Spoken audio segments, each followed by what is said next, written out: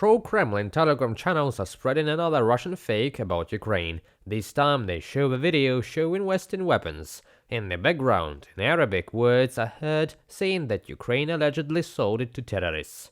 The main intelligence directorate of the Ministry of Defense of Ukraine has already denied the fake and warned that in the future Moscow plans to accuse Kyiv of allegedly selling Western weapons to terrorists on a regular basis.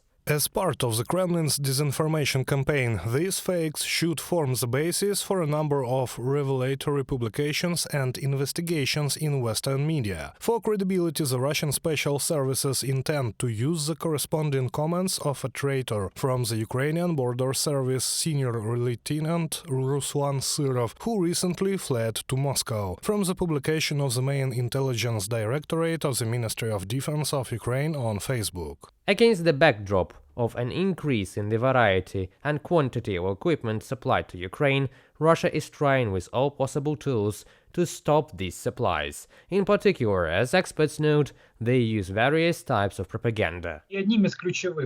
One of the key theses to justify the need to suspend this assistance is the thesis that Ukrainians, due to corruption, sell these weapons, they fall into the hands of terrorists and criminals.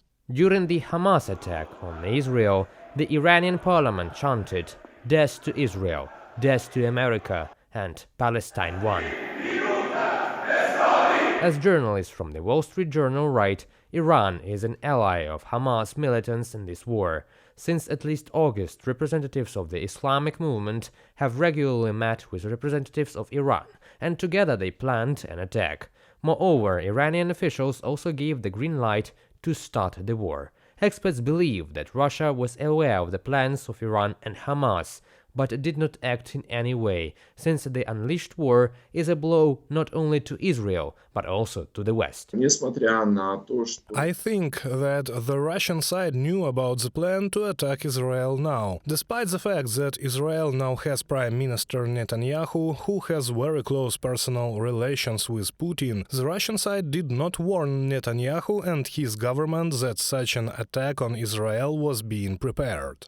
Russia is trying in every possible way to divert attention from Ukraine, which is why, according to experts, the Kremlin continues to keep in touch with Iran and in every possible way support military actions in Israel.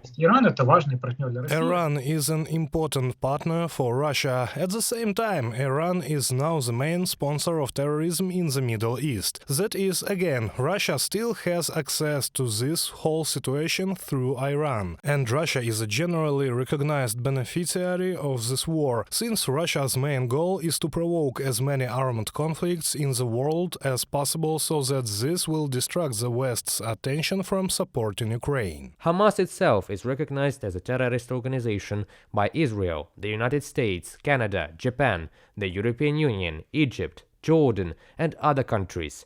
At the same time, Russia does not consider the group as terrorist and continues to meet with its representatives at the highest levels. There are very deep roots of these relations dating back to the Soviet KGB and those times, and in fact, Russia tried to support Hamas and give them a platform. On October 7th, Hamas militants invaded Israel. According to CNN, their attack was the most destructive for Israel in the last 75 years. The numbers of dead, kidnapped and wounded Israeli civilians are growing daily. Reported by Mikita Skobikov, Pavlo Shtermach, UATV News.